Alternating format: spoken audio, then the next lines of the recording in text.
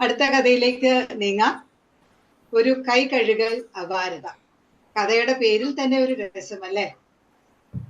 പ്രതിരോധ ഗവേഷണ രംഗത്ത് പ്രവർത്തിച്ച ഒരു ഇലക്ട്രോണിക്സ് എഞ്ചിനീയർ ആണ് ശ്രീ ആനന്ദ് സർ. സയൻസും എഞ്ചിനീയറിംഗും മാത്രമല്ല, സാഹിത്യവും പുസ്തകവും രചനയും ഒക്കെ ഇദ്ദേഹത്തിന് കയ്യിൽ നന്നായി വഴങ്ങും എന്ന് നമുക്ക് മനസ്സിലാകും.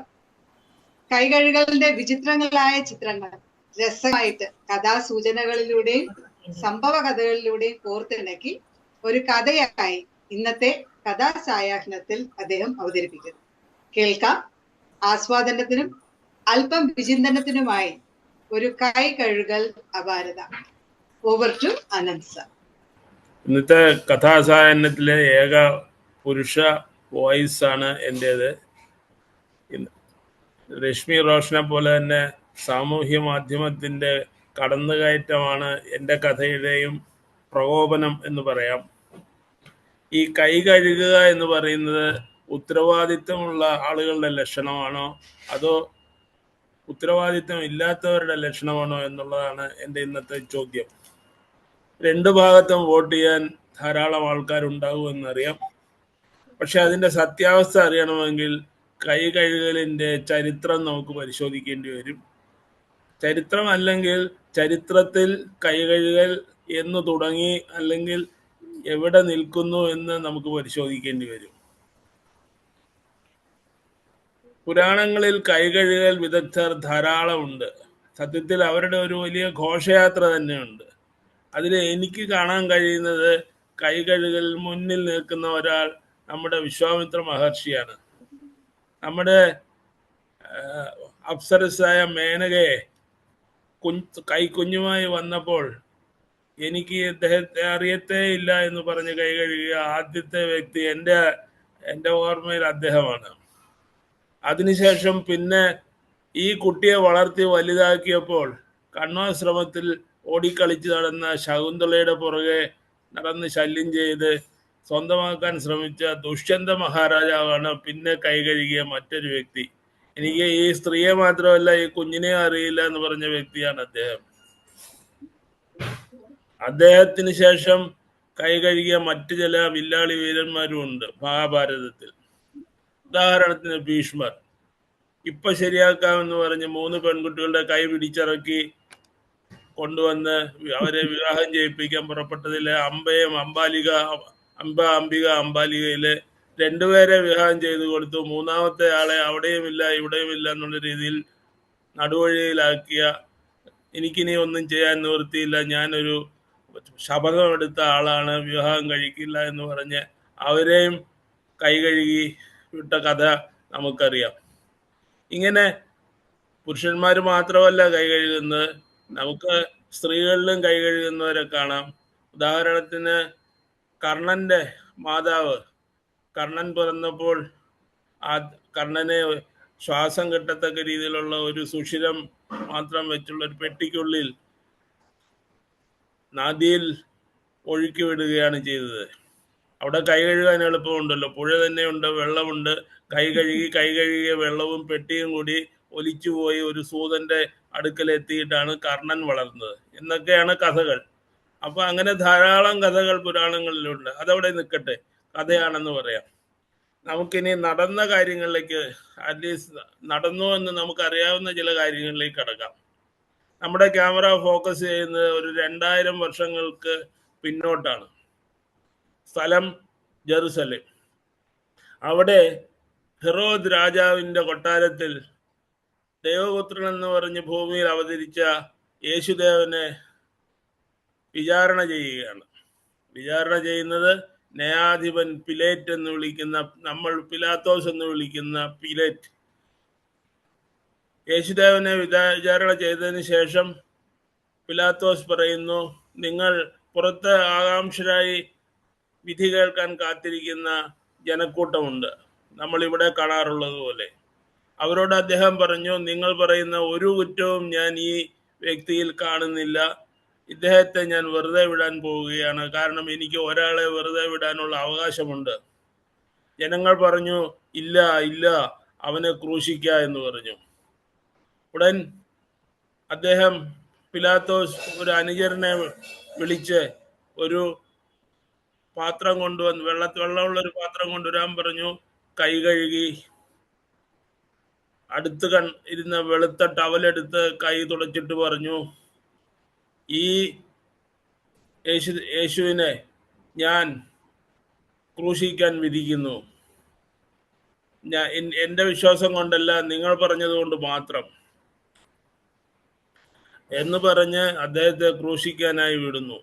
ഈ നീതിമാന്റെ രക്തത്തിൽ എനിക്ക് പങ്കില്ല എന്ന് പറഞ്ഞ് അദ്ദേഹം കൈ ഒഴിഞ്ഞു, അല്ലെങ്കിൽ കൈ കഴുകി. അപ്പോൾ സ്വന്തം നീതിബോധത്തെ ബലി കൊടുത്ത് ജനങ്ങളുടെ പ്രീതി സമ്പാദിക്കുവാൻ വേണ്ടി ആ ന്യായാധിപൻ തൻ്റെ വിശ്വാസ പ്രമാണങ്ങളെ ബലി കൊടുക്കുകയും കൈ കഴുകുകയും ചെയ്തു. തൻ്റെ തീരുമാനത്തിൽ നിന്ന് കൈ കഴുകുകയും ചെയ്തു. അതാണ് ചരിത്രത്തിലെ ഏറ്റവും വലിയ വഴിത്തിരിവായ ഒരു കൈ കഴുകൽ.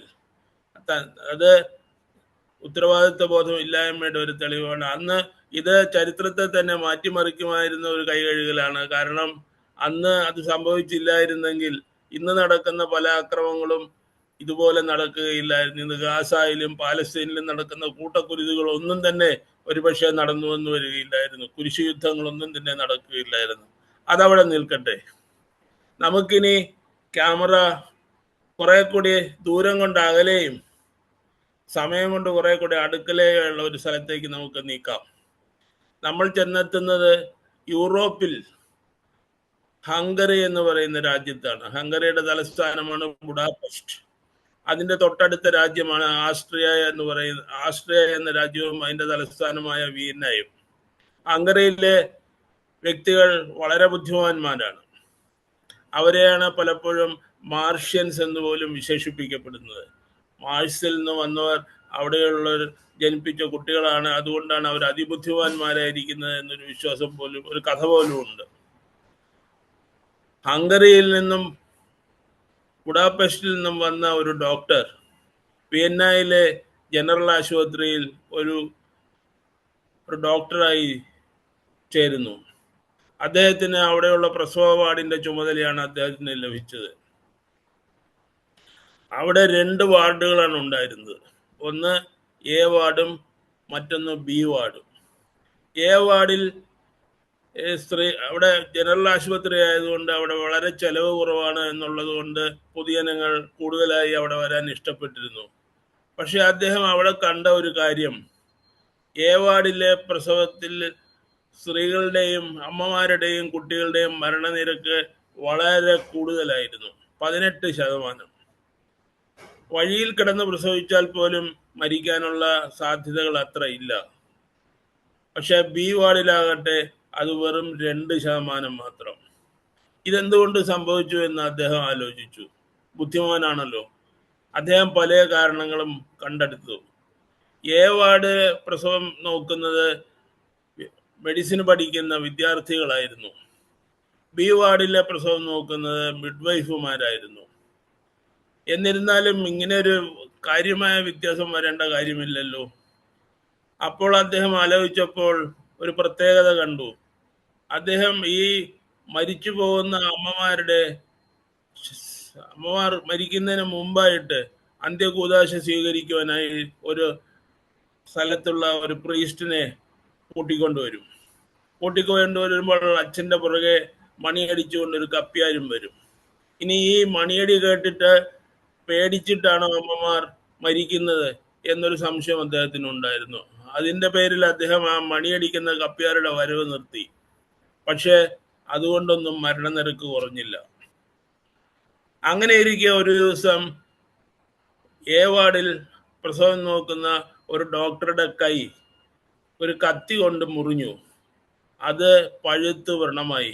ഈ അമ്മമാർ മരിക്കുന്നതിനുള്ള കാരണം പറഞ്ഞിരുന്നത് അവർ ചൈൽഡ് ബെഡ് ഫീവർ എന്നുള്ള പേര് കൊടുത്തിട്ടാണ്.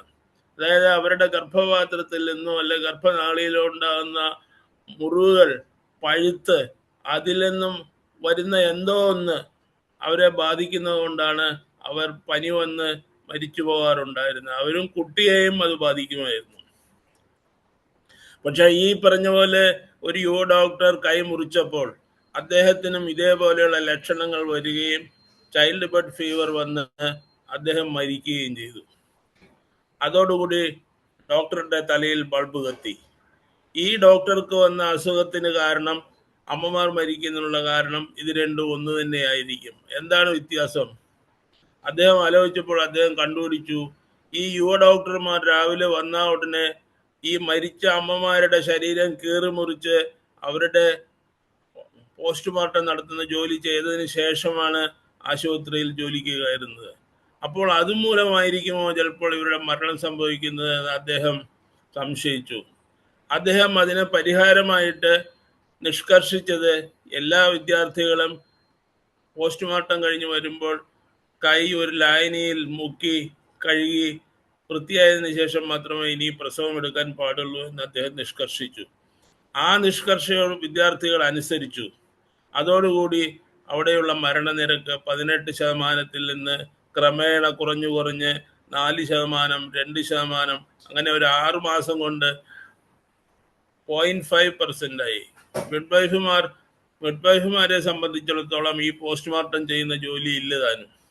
അതുകൊണ്ടായിരിക്കണം ആദ്യം മുതലേ അവർക്ക് അവിടെയുള്ളവരുടെ മരണനിരക്ക് കുറവായിരുന്നത് എന്നുള്ള അനുമാനത്തിൽ അദ്ദേഹം എത്തി.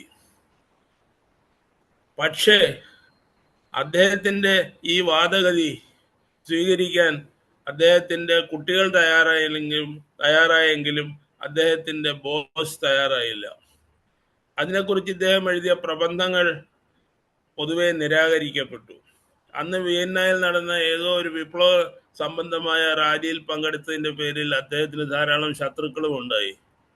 അപ്പോൾ പോസ്റ്റ്മോർട്ടം ചെയ്യുന്ന സ്ഥലത്ത് നിന്നും അണു എന്നുള്ള സങ്കല്പം അന്ന് ശാസ്ത്ര ലോകത്ത് അറിയപ്പെട്ടിരുന്നില്ല. അതുകൊണ്ട് അതിനെ ശാസ്ത്രീയമായ അടിസ്ഥാനമില്ലാത്ത കുറ്റപ്പെടുത്തലുകളാണ് ഇതെന്ന് പൊതുവെ ഡോക്ടർമാർ കരുതി. പുരുഷ ഡോക്ടർമാരെ കുറ്റപ്പെടുത്തുന്ന ആശയങ്ങളാണ് ഇദ്ദേഹം മുന്നോട്ട് വെച്ചത് എന്നതിൻ്റെ പേരിൽ അദ്ദേഹത്തെ മാനസികമായി അവർ വളരെ പീഡിപ്പിച്ചു. അങ്ങനെ ഇഗ്നാസ് സിമ്മൽവെയ്സ് എന്ന് പറയുന്ന ആ ഡോക്ടറെ എല്ലാവരും കുറ്റപ്പെടുത്തിയപ്പോൾ അദ്ദേഹം വിയന്ന വിട്ട് ബുഡാപെസ്റ്റിലേക്ക് തിരിച്ചുപോയി. അവിടെ ബുഡാപെസ്റ്റ് യൂണിവേഴ്സിറ്റിയിൽ ഒരു യൂണിവേഴ്സിറ്റി പ്രൊഫസറായി കുറച്ചു കാലം ജോലി നോക്കി. എങ്കിലും അദ്ദേഹം വെറുതെ ഇരുന്നില്ല. ലോകത്തിലുള്ള പ്രശസ്തരായ ബിഷപ്പുമാർക്ക് അദ്ദേഹം കത്തയച്ചു. അവരാരും അദ്ദേഹത്തിൻ്റെ വാദഗതികളൊന്നും സ്വീകരിച്ചില്ല. അതോടുകൂടി അദ്ദേഹം മാനസികമായി തകർന്നു.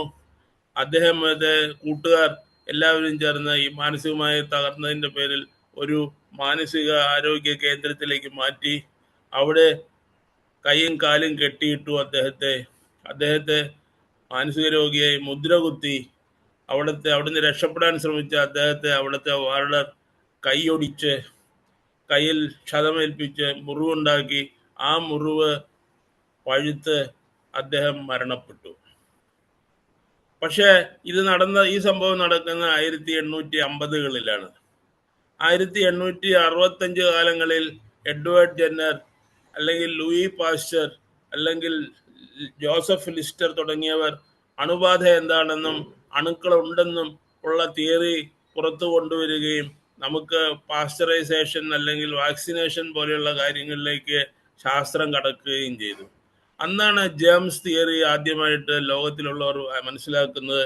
അന്ന് എല്ലാവർക്കും മനസ്സിലായി ശാസ്ത്രീയമായ ഇഗ്നാസ് സിമ്മർവെയ്സിന് സാധൂകരിക്കാൻ വയ്യാത്ത കാര്യങ്ങൾ അവയെല്ലാം സത്യമായിരുന്നുവെന്നും അദ്ദേഹം പറഞ്ഞത് അവഗണിച്ചത് തെറ്റായിപ്പോയെന്നും അദ്ദേഹത്തെ അപമാനിച്ചത് ശാസ്ത്രലോകം അദ്ദേഹത്തോട് ചെയ്ത ഒരു ക്രൂരതയാണെന്നും ശാസ്ത്രലോകം മനസ്സിലാക്കി.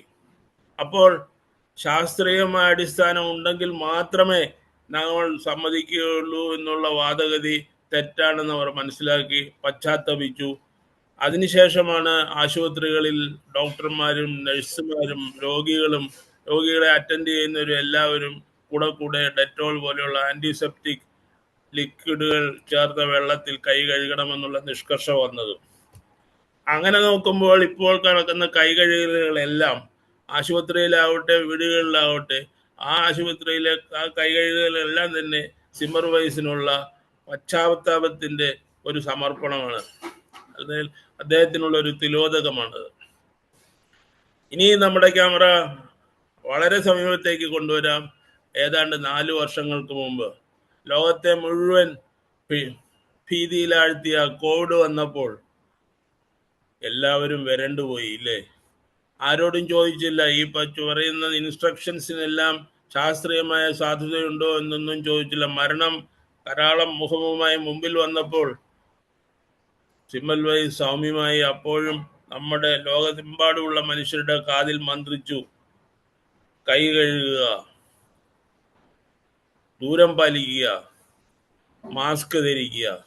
ആരും ചോദിച്ചില്ല ഇതിന് ശാസ്ത്രീയമായ അടിസ്ഥാനമുണ്ടോ എന്ന്. എല്ലാവരും കുഞ്ഞാടുകളെ പോലെ അനുസരിച്ചു. സിമ്മൽവൈസിന്റെ ആ ഉപദേശങ്ങൾ മനുഷ്യരാശിയെ തന്നെ സംരക്ഷിച്ചു. ഇതാണ് സത്യത്തിലുള്ള വസ്തുത. അപ്പോൾ ഇക്കാലത്ത് എല്ലാ കാര്യങ്ങൾക്കും വിജ്ഞന്മാരെന്ന് ധരിക്കുന്ന പലരും എല്ലാത്തിനും ശാസ്ത്രീയമായ അടിസ്ഥാനമുണ്ടോ എന്ന് ചോദിക്കുന്നത്, അതിനുശേഷം മാത്രം നമ്മൾ ഇതനുസരിച്ചാൽ മതി എന്ന് ജനങ്ങളോട് പറയുകയും പുച്ഛിക്കുകയും ചെയ്യുന്ന ആ പ്രവണതയ്ക്ക് മറു സാക്ഷ്യമായി ഇതുപോലുള്ള ചില സംഭവങ്ങൾ ശാസ്ത്രലോകത്തും നടന്നിട്ടുണ്ട്. അപ്പോൾ എപ്പോഴും ശാസ്ത്രീയമായ തെളിവിന് ശഠിക്കാതെ അനുഭവത്തിന്റെ വെളിച്ചത്തിൽ നൽകപ്പെടുന്ന ഉപദേശങ്ങൾ പാലിക്കുന്നതിൽ തെറ്റില്ല എന്ന് പറയുകയാണ് ഞാൻ. എല്ലാം അറിയാം എന്ന ഭാവവും വേണ്ട. നമുക്ക് ഇപ്പോഴും പല പരിമിതികളുണ്ട്. പല കാര്യങ്ങളും അറിയുന്നതിൽ നമുക്ക് നമ്മുടെ പഞ്ചേന്ദ്രിയങ്ങൾ കൊണ്ടോ അല്ലെങ്കിൽ നമ്മുടെ കണ്ടുപിടുത്തങ്ങൾ കൊണ്ടോ അറിയുന്നതിനപ്പുറത്ത് പല കാര്യങ്ങളും ഉണ്ട് എന്ന് നമ്മൾ മനസ്സിലാക്കേണ്ടിയിരിക്കുന്നു. അപ്പോൾ മോഡേൺ സയൻസ് എന്ന് പറയുന്ന അതിൽ പ്രാക്ടീസ് ചെയ്യുന്നവർ പല പരമ്പരാഗത ചികിത്സാ രീതികളെയും പുച്ഛത്തോടുകൂടി നോക്കുന്ന ആ സ്വഭാവം നിർത്തേണ്ടിയിരിക്കുന്നു എന്നാണ് എനിക്ക് തോന്നുന്നത്. അങ്ങനെ കൈ കഴുകി പോകാൻ വരട്ടെ, കൈ കഴുകിയിട്ട് പോയാൽ മതി എന്ന് സ്നേഹപൂർവം ഇഗ്നാസ് സിമ്മൽവൈസ് ഒപ്പ്. Thank you. ശരിക്കും ഒരു കൈ കഴുകൽ ഭാരത. Over to the audience. Ananth sir, എനിക്കൊരു ചോദ്യമുണ്ട്. അറിയോ?